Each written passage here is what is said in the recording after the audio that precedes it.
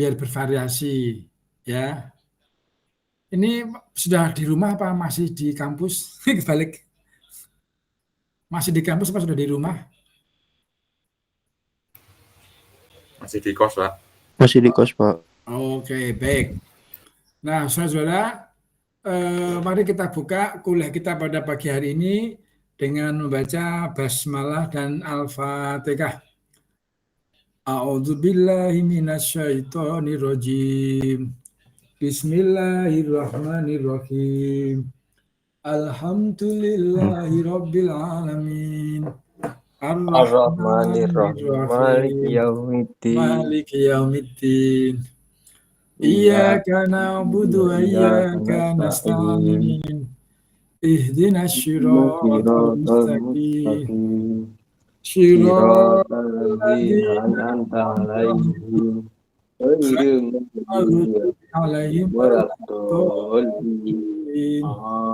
Amin. Saudara-saudara yang saya banggakan, pemegang masa depan fisioterapi Indonesia, sudah pada lihat TikTok saya. Saya buat TikTok untuk stretching bagi jamaah haji. Udah lihat belum? Kasih komentar. Belum, Punya Pak. TikTok, Pak. Nggak punya? Belum, Pak. Nggak punya TikTok. Oh, nggak punya TikTok. Masa sih? Masa? Saya buka bikin penyuluhan pada para maksudnya jamaah haji itu loh. Kan yang paling sering itu kan cedera kaki kan. Kaki itu paling sering. Nah, itu saya buat bagaimana cara mencegah itu loh. Jadi kalau sebelum jalan harus latihan dulu gastrocnemius tricepsurnya itu loh. Gastrok yang sisi medial, lateral sama tengah itu dikuatin, jinjit-jinjit itu. Tapi kalau sudah selesai, nanti habis jalan atau habis dari perjalanan itu di stretching gitu. Nah itu kan cukup untuk menguatkan atau merelaksasikan otot biar nggak kram. Baru 2 hari lalu saya sampaikan dengan permintaan fisioterapi haji. Jadi sekarang udah ada fisioterapi haji ya saudara. Jadi kalau Anda minat, Anda bisa mungkin Anda masih muda ya, stamina kuat, bisa ngelamar gitu. Barangkali kalau mahasiswa, karena selama ini mahasiswa kan yang diperbantukan di sana itu kan mahasiswa yang untuk itu loh, bantu pemukiman, pemondokan, transportasi gitu, ngatur bis itu. Yang untuk tenaga kesehatan belum ada. Barangkali kalau terapi mungkin bisa.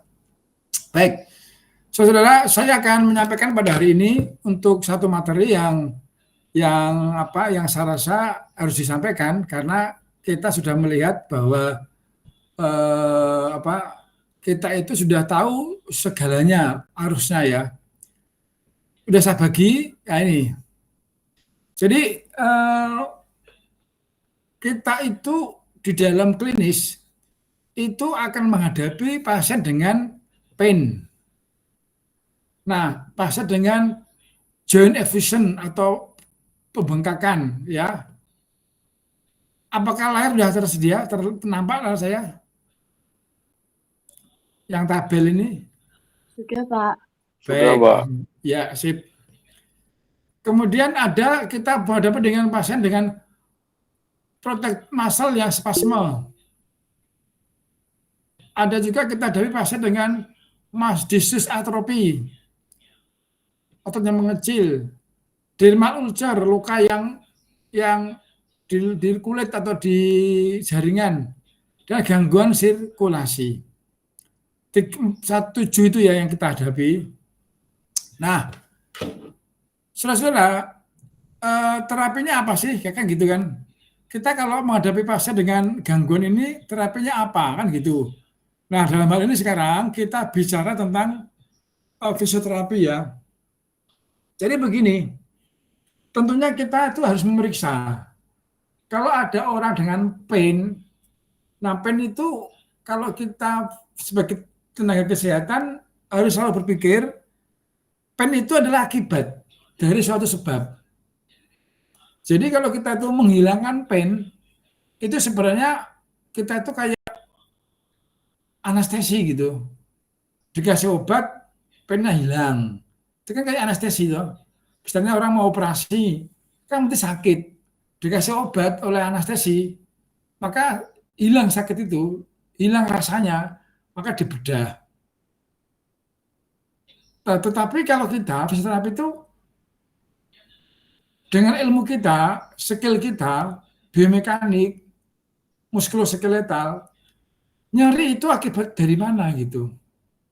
Misalnya begini, orang sakit pinggang, ekstensi sakit. Jika pinggang diekstensikan sakit, itu bukan terus kita tuh langsung menghilangkan dengan cara apa ya? Bukan begitu mikirnya. Tapi apa penyebab kok ekstensi itu sakit? Nah, di sini kita harus memeriksa, oh ciri-cirinya apa kalau ekstensi sakit itu?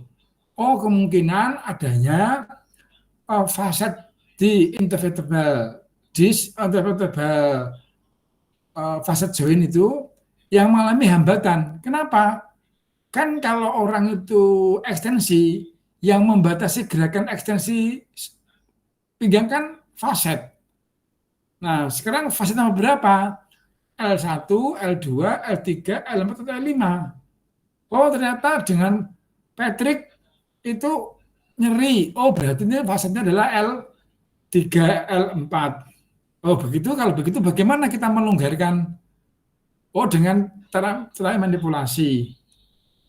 Nah, berarti kita tuh menghilangkan pennya, itu menghilangkan penyebabnya, yaitu menggerakkan fasad joint L3, L4. Dengan cara apa? Oh, dengan cara traksi, dengan cara gaping, dengan cara penguatan otot ischiadicus, penguatan otot psoas mayor, psoas minor. Kan begitu. Nah, baru di situ dikasih pain management. Nah, dikasih tambahan elektroterapi. Begitu. Bisa dipahami nggak yang ini? Jadi bukan sakit lutut, oh ada nyeri, terus ditempel TENS. Bukan begitu. Tapi kalau lutut, oh lutut nyeri apa? Saat jongkok berdiri, nyeri. Nyeri apa? Saat duduk di antara dua sujud, itu nyeri. Loh, ini apa ya? Apa yang menyebabkan ya? Dicek. Oh, dengan gerakan fleksi pasif full ROM, lutut nggak nyeri. Oh, berarti bukan di kapsul sendi, bukan di dalam sendi. Berarti bukan intraartikuler. Tapi ketika ekstensi kok sakit, ternyata ada pemendekan otot adduktor hip. Ternyata ada pemendekan otot adduktor hip. Kok bisa pendek? Ternyata dia hobinya main bola, main futsal, daki gunung. Oh, pantesan ya, otot bagian dalam paha terlalu. Nah, berarti apa nih? Spasme, ya kan? Berarti apa? Ada spasme, ada pemendekan otot adduktor hip. Berarti apa terapinya? Stretching adduktor hip. Lah kok bisa nyeri? Karena adduktor hip yang pendek menarik retinaculum patella di medial. Akhirnya patella tertarik ke medial. Karena patella tertarik ke medial, ketika ekstensi quadricepsnya ekstensi gitu memendek. Nah, patellanya tidak bergeser ke posisinya. Terjadilah kondromalacia, penipisan tulang rawan di patella. Nah, berarti masalahnya apa masalahnya? Muscle spasme. Apa solusinya? Ya stretching pada adduktor hip. Nah, setelah di stretching, baru kita main di sini. Protective muscle spasme. Nah, sekarang saya terangkan. Jadi tahu ya, jadi bagaimana posisi elektroterapi dalam posisi pain management, dalam posisi protective muscle spasm itu ada ceritanya begitu. Nah, sekarang begini. Kita punya kayak terabet. Berapa terabet itu frekuensinya? 143. Ada dia dinamis. Ada MF, monofix. Itu berapa frekuensinya? 50 Hz. Ada arus DF. Berapa frekuensinya? 100 Hz. Ada TENS. Berapa frekuensinya? Bisa 5 Hz, bisa 1 Hz, bisa 200 Hz. Ada interferensial terapi. Berapa frekuensinya? Ada 2.500, ada 10.000, ada 8.000, ada 4.000 Hz.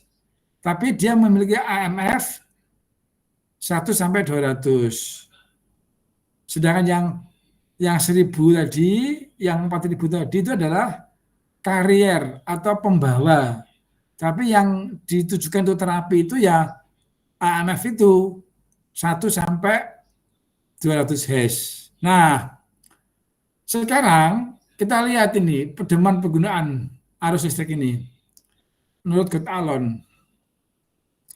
Jadi kalau ada pasien dengan pain management, dengan ada pain, jika nyerinya akut, jadi tadi ya misalkan setelah diberi terapi, manual terapi tadi, nyerinya jadi baru lagi nyerinya, ya kan? Maka kita itu bisa menggunakan ini. Kita bisa menggunakan arus monopasik atau bipasik atau AC. Artinya apa? Kalau monopasik itu apa? Monopasik itu apa? Seperti satu, artinya harus DC atau searah. Kayak apa? Terabit, kemudian dia dinamis, faradik itu monopasik. Gitu. Rektanguler, trianguler itu monopasik. Kalau bipasik itu AC, bolak-balik. Contoh TENS, contoh interferensial. Jadi kalau ini MB, ini monopasik, bipasik ya. Nah, durasinya itu diatur antara 20 sampai 200. Sama-sama. Semua sama ya, apapun ya. Sekarang saya tanya, berapa durasinya terabit? 2. Dia 2 interval 5. Ya kan? Maka dia nggak bisa di sini, nggak masuk dia. Dia nggak masuk karena durasinya adalah 2. Berarti terabit nggak masuk. Dia dinamis masuk nggak? Nah, MF masuk nggak? MF itu frekuensinya 50. Berapa durasinya? Berapa durasinya? Juga 50. Ya kan? 50. Maka dia bisa di sini. Terus frekuensinya berapa kalau MF? Antara 40 sampai 200. Masuk enggak? DF itu 50. Masuk enggak? Masuk, tapi dia enggak masuk, durasinya enggak masuk. Maaf, masuk ya. DF masuk enggak DF? DF masuk enggak DF? Masuk kan? Karena frekuensinya berapa? 100 Hz. Nah, jadi ini bisa masuk nih. Dia dinamis bisa masuk. Nah, sekarang boleh nggak pakai arus TENS? Bisa nggak? Bisa kan? TENS bisa nggak durasinya diatur gini? Bisa. TENS itu durasinya bisa diatur dari 1 sampai 200. Frekuensinya juga bisa. Kemudian interferensial. Bisa nggak durasinya sekian? Bisa. Frekuensi ini bisa nggak? Juga bisa. Nah, berarti kita bisa apa? Bisa pakai arus dia dinamis, bisa pakai arus TENS, bisa pakai arus interferensial. Polaritas tidak ada perbedaan. Berarti apa? Boleh plus, boleh negatif. Artinya nggak masalah. Mau ditempatkan nerve trunk, motor point, itu tidak masalah. Plusnya di mana pun tidak masalah. Terus kalau nyerinya akut, intensitasnya apa? Intensitasnya sensori stimulasi. Jadi sampai terangsang saraf sensorisnya. Oke? Nah, sekarang pilihannya adalah sampai di mana kita milih arusnya.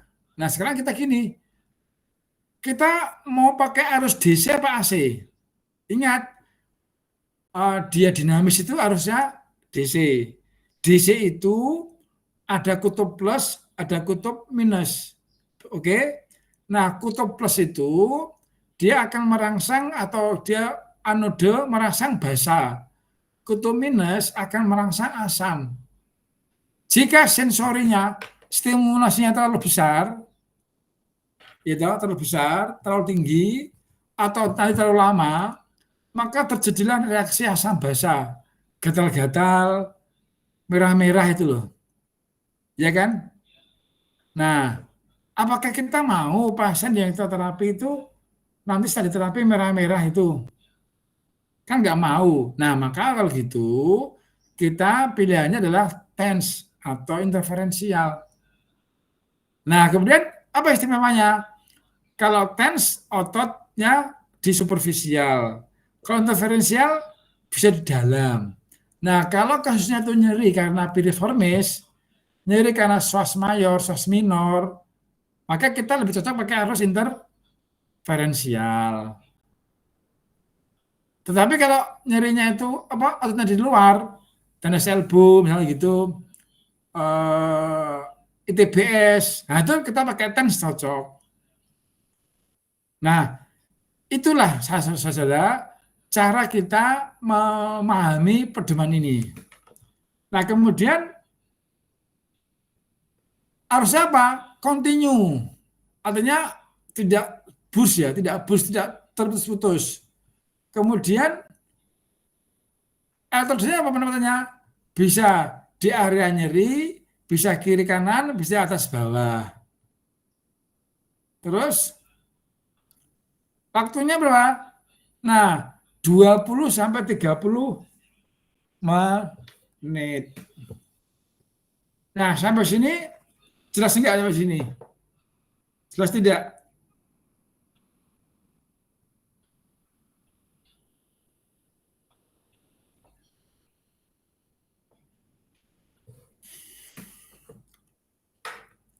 Nah, kemudian jika nyerinya akut, sakit pinggang itu kan akut ya kan?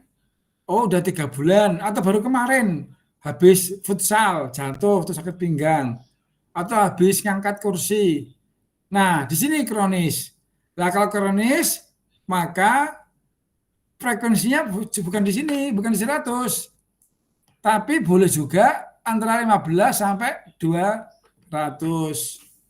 Jadi kita harus ganti frekuensinya kalau kronis.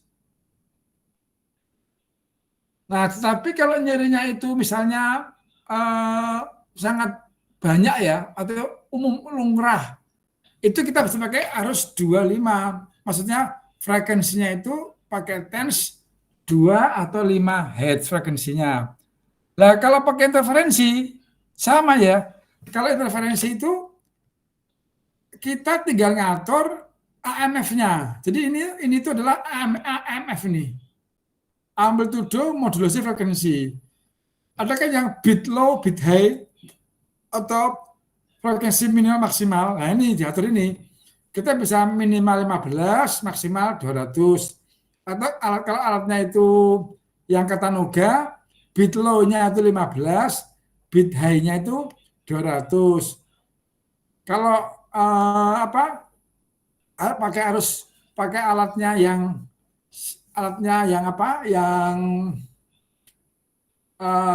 Jimna itu AMF frekuensi maksimal 15, minimal 200. Jadi bisa diatur gitu. Atau kalau kita pakai gini juga kita boleh milih salah satu aja. Saya pakai 100 juga boleh. 200 juga boleh. Nah, kalau harusnya pakai interferensi, AMF ini itu dikarierkan di arus 2.500, 4.000 atau 10.000, terserah. Kita pertimbangannya adalah jaringannya. Kalau jaringannya dalam, nyerinya itu sangat, maka kita lebih suka pakai 10.000, lebih halus, atau 10K. Tetapi kalau jaringannya itu di luar, ya kita bisa pakai 4.000. Begitu kira-kira. Oke. Nah, dari sini kalau mau ikut alon itu gimana terusnya? Nah, ini dia pakai gini. Terus apa? Sampai kalau kita pakai arus yang ini 15.200 nyeri kronis atau 2 sampai 5, maka harus terjadi namanya motor stimulasi atau motor kontraksi. Jadi arusnya itu sampai menimbulkan kontraksi. Kalau motor steam itu kontraksinya itu sampai timbul gerakan otot. Kalau switch kontraksi, kontraksinya itu harus kuat. Jadi kalau pakai arus 25, arus yang frekuensi atau interferensial dengan arusnya dikasih frekuensi 5 atau 2 Hz, maka sampai timbul kontraksi yang nyata.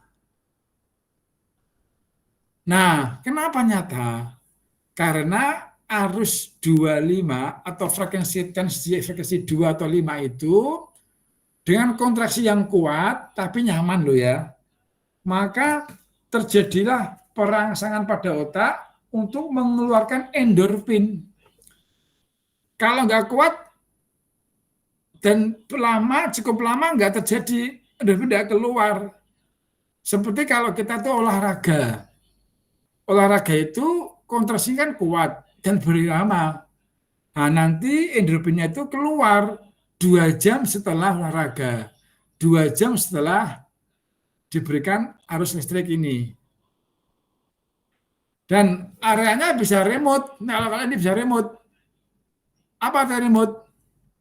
Misalnya ini di lutut, di patella ya, itu bisa kita kasihkan di quadricepsnya. Yang berkontraksi quadricepsnya. Karena apa? Kontraksi otot itu keluar endorfin, endorfinnya kan dari otak, kan akan menyebar ke semuanya. Nah, kemudian ini ada catatan, waktunya berapa waktunya? 45 menit. Jadi kalau kita olahraga yang bisa menimbulkan endorfin itu antara 30 sampai 45 menit. Nah, maka kontraksi otot yang menggunakan arus frekuensi 2 atau 5 Hz itu juga seyogyanya antara 30 sampai 45 menit. Jangan cuma 10 menit. Tidak terjadi nanti. Oke. Nah, kemudian apa aturannya gini, aturannya ini. Jika nyerinya itu kronik akut, maka kita itu pakai gini. A dulu baru B atau C. A itu apa tuh? Yang ini tadi. Ini tadi. Nah, ini A. Ini. Jadi A dulu ini diikuti dulu, baru B atau C. Kenapa? Pada nyeri akut itu diberikan supresi nyeri dengan frekuensi 100 Hz, kemudian setelah itu dikeluarkan endorfinnya, maka dia akan terjadi analgesik. Oke, itu logikanya gitu. Ya kan? Nah, kalau nyerinya kronis, dibalik C baru A ini atau B baru A ini.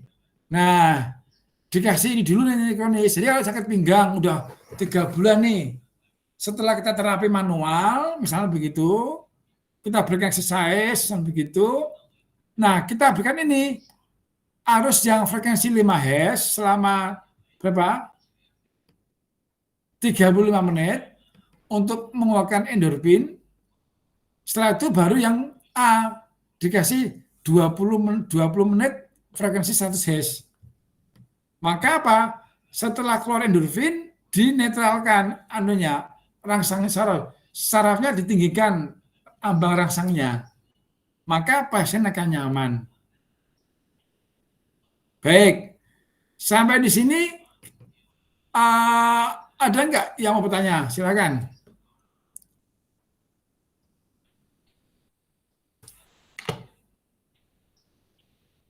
Ada yang mau nanya enggak? Ya, silakan Mbak Nada Salsabila. Sherin, ya silakan. Iya Pak, terima kasih atas kesempatannya. Mohon maaf izin bertanya. Ini sebenarnya membahas terkait dengan pertemuan minggu lalu Pak. Kalau nggak salah Bapak bilang kalau dalam arus interferensial itu dia apabila penetrasinya lebih dalam karena frekuensinya lebih tinggi. Nah, sementara kalau misalnya kami belajar di yang high frequency current itu justru sebaliknya Pak. Apakah memang seperti itu? Apakah memang ada perbedaan antara yang high frequency sama yang low frequency terkait dengan frekuensinya itu Pak? Oke, Mbak Gigi, sebentar ya. Jadi saya terang dulu. Jadi apa yang dimaksud dengan ini?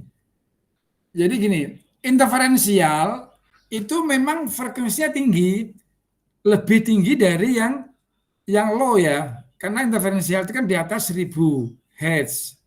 Nah, itu adalah carrier, Mbak Serina. Itu carrier. Kan dia punya AMF tuh, AMF. Amplitudo modulasi frekuensi yang merupakan selisih antara atau terjadinya interferensi itu kan antara arus yang nomor 2 dan arus nomor 1. Jadi AMF-nya itu kan 1 sampai 200. Kalau untuk nyeri akut, AMF-nya antara 80 sampai 200. Kalau nyerinya kronis di bawah 50 Hz itu kan. Nah, yang menentukan efek terapeutiknya itu adalah frekuensi AMF ini. Jadi kalau misalkan kita mau nyerinya akut, ya AMF-nya disetting antara ini 40 sampai 100. Nyerinya kronis, AMF-nya antara 15 sampai 200. Nyerinya kronis untuk kontraksi otot, kita untuk endorfin kita kasih AMF-nya 2 sampai 5. Tapi kalau arus tense nggak pakai AMF. Dia hanya main di durasi sama frekuensi. Durasinya dikasih 200 yang lebih. Jadi kalau durasinya makin tinggi, itu rasanya arus itu semakin nendang. Jadi kalau menurut saya durasi yang tinggi 200, 300, 400 itu ya, itu menunjukkan bahwa arus itu semakin berisi gitu loh. Makin lama kan arusnya berarti makin berisi. Nah, terus frekuensinya kalau di tense itu tidak punya AMF. Jadi frekuensinya langsung. Jadi kalau nyerinya itu akut, kasih aja tense yang frekuensinya antara ini 40 sampai 100. Nah, jadi dia frekuensi rendah benar karena hanya sampai 40 sampai 400. Nah, kalau interferensial tinggi sampai 10.000, tapi itu adalah frekuensi carrier, artinya arusnya tense, tapi yang menentukan efek terapeutiknya itu AMF. AMF itu pakai itu. Gimana Mbak Serena? Bisa dipahami nggak atau tambah bingung? Alhamdulillah bisa dipahami Pak. Terima kasih banyak. Oke, asik. Jadi disitulah pemahaman itu yang bertahap ya Mbak ya.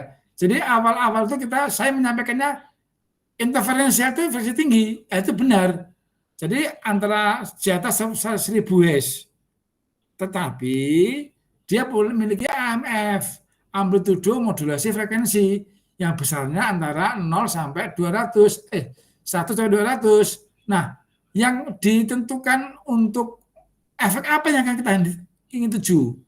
Efek penebalan ambang rangsang, saraf, atau endorfin yang muncul. Kalau endorfin yang muncul, maka kita pakai AMF 5 Hz, 2 Hz. Nah, gitu.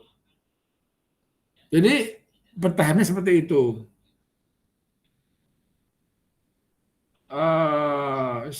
Ya, silakan, ada pertanyaan lagi, silakan.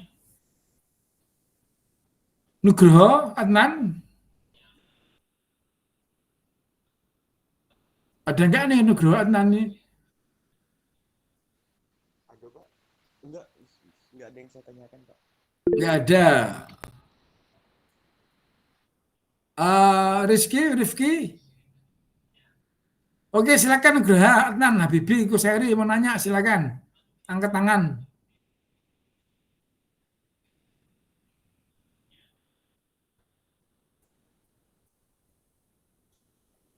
Kalau nggak ada, saya teruskan. Nah, kalau kita memiliki pasien yang mengalami pembengkakan, ya, pembengkakan, berarti apa? Joint effusion. Maka ini dia. Pakainya apa? Frekuensinya adalah 80 sampai 100 jika itu akut. Jika kronik 40 sampai 50. Nah, sekarang arus apa yang durasinya itu di antara ini tapi memiliki frekuensi ini? Terabet bisa nggak terabet? Nggak bisa. Kenapa? Frekuensinya lebih dari 100. Berarti apa yang bisa? TENS bisa nggak? Bisa. Interferensial? Bisa. Gitu. Dia dinamis? Bisa. Yang DF. Karena DF frekuensinya adalah 100. Nah, sekarang tinggal pilih mana? Kalau pakai DF, double fix, frekuensinya 100, boleh pakai LP, ya kan, atau CP kan. Nah, itu boleh. Tapi ingat, arus dia dinamis itu frekuensi arusnya adalah arus DC.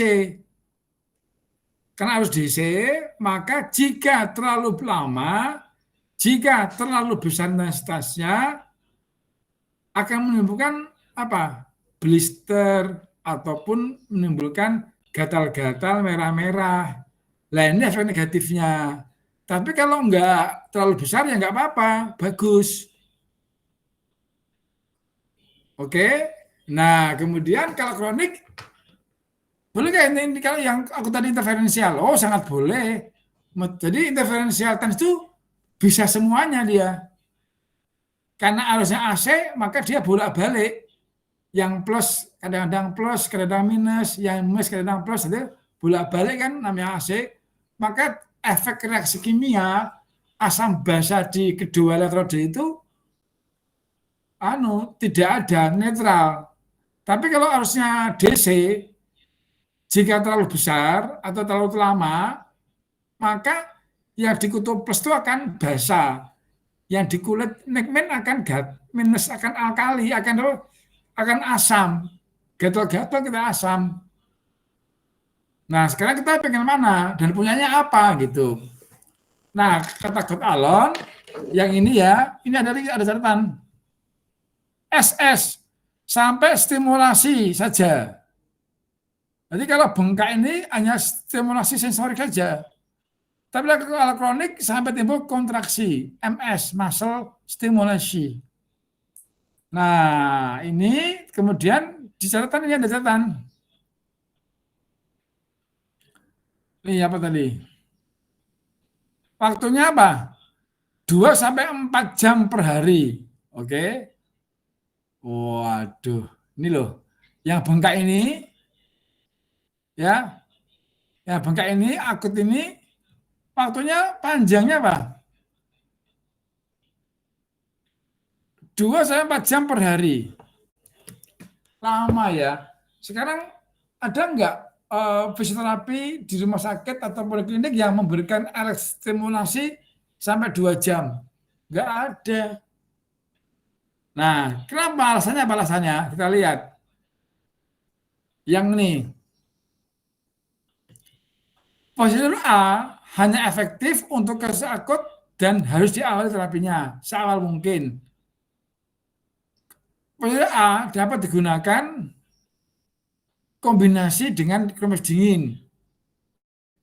Yang B sangat rasional secara fisiologis, namun belum ada data penelitian untuk mendukungnya. Ya, jadi yang B ini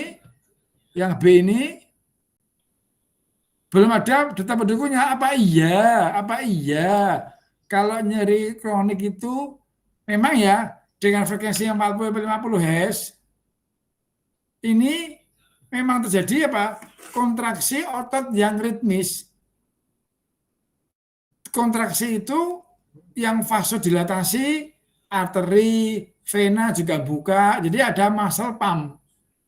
Akibatnya apa?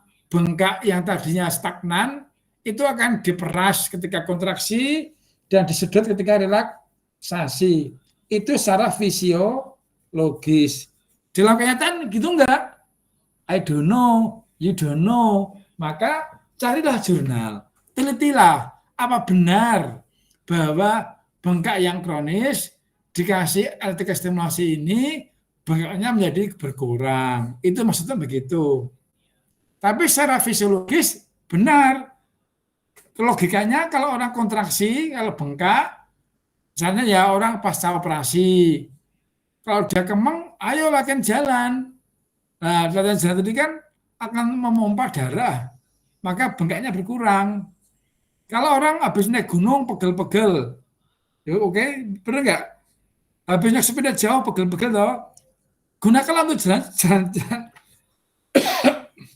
untuk bergerak. Maka setelah bergerak, awalnya sakit, tapi lama-lama enak. Nah, itu dia. Asam laktatnya berkurang, bengkaknya berkurang.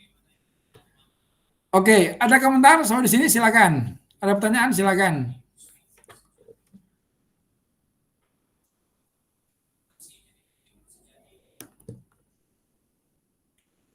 Silakan.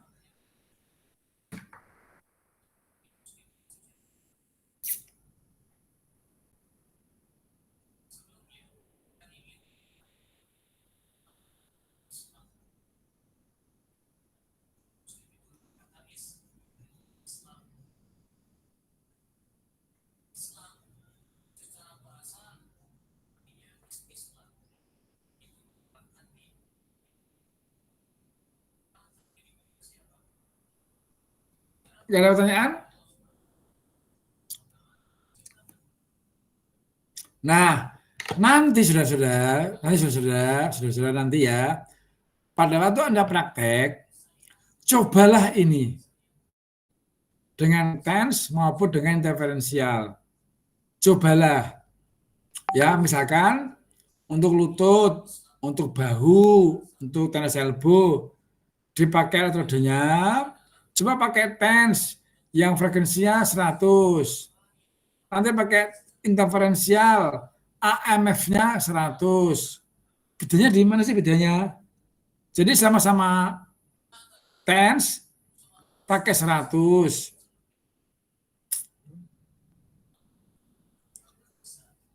Ya kan? Jadi apa tuh?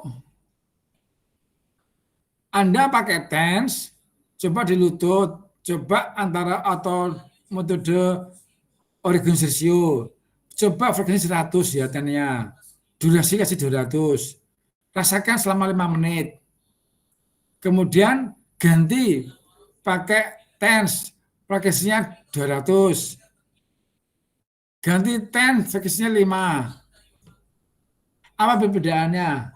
Oke, terus ganti interferensial, frekuensi 100, frekuensi 200, tapi harusnya pakai yang 4.000 Hz atau 10.000 Hz. Terus frekuensinya ganti 5 Hz, tapi tetap 10.000. Jadi sama-sama 10.000 Hz untuk kariernya, tetapi frekuensi AMF-nya itu Anda ubah-ubah antara 40 sampai 100, antara 100 sampai 200, antara 2 sampai 5 gitu loh, pakai interferensial. Kalau TENS frekuensinya 40 gimana rasanya? Frekuensi 100, frekuensi 15, itu gimana rasanya? Atau ini 40 sampai 100 ini. Jadi Anda, kita terapi ini mencoba. Nah, tadi ya, kalau spasme, otot erector spine, nah itu di sini mainnya. Kalau spasmenya, kalau kita tuh spasme, kita langsung inhibisi, motor inhibisi, maka kita pakai ini. Tapi kalau stretching, gitu, dengan stretching kita pakai 40 sampai 50. Beda kan? Jadi kalau erector spine di pinggang yang spasme, sakit pinggang, itu kalau kita tujuannya itu adalah untuk menghambat reaksi saraf motorik, maka frekuensinya itu di 100. Tetapi kalau kontak rileks di 40 sampai 50. Kalau atrofi nih, ada luka wound, misalkan luka DM, luka borok itu seperti ini. Kalau kita mau secara teoritis mengaktifkan vaso vena, ya toh, jadi mengaktifasi pembuluh darah pakainya ini 2 sampai 5 Hz. Kalau kita mau melakukan ada gangguan vena di ini, gangguan neuro di sini. Jadi inilah yang namanya dosimetri, saudara. Inilah yang namanya dosimetri untuk TENS, untuk electrical stimulasi.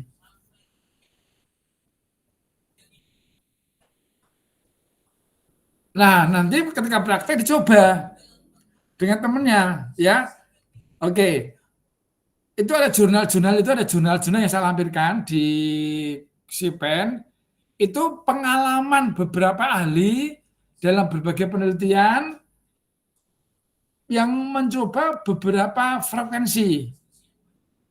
Nah, kamu baca ya, Anda baca. Diringkas. Durasinya berapa, frekuensinya berapa, di mana penempatannya, berapa lama, arusnya apa, efeknya bagaimana. Ada penurunan nyeri, apa tidak. Apakah bisa dimengerti, saudara?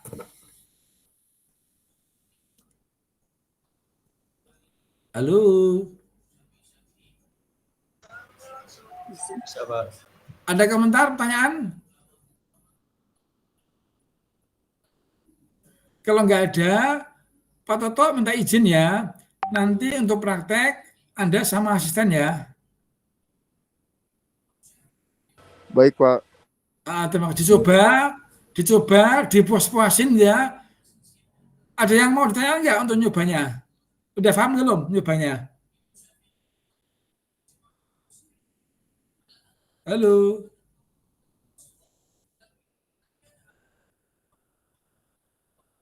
Halo? Jelas ya nyobanya ya? Nanti kalau pertanyaan... Jelas, Pak. Oke, terima kasih saudara. Mohon izin, saya nanti akan datang. Yang datang adalah asisten dan prakteknya sudah saya berikan instruksi. Terima kasih. Mohon maaf atas segala kesalahan dan kekurangan. Wabillahi taufiq wal hidayah. Assalamualaikum warahmatullahi wabarakatuh. Waalaikumsalam. Waalaikumsalam. Terima kasih, Pak. Izin live ya. Iya, Pak. Selamat pagi semuanya. Semangat. Semangat ya.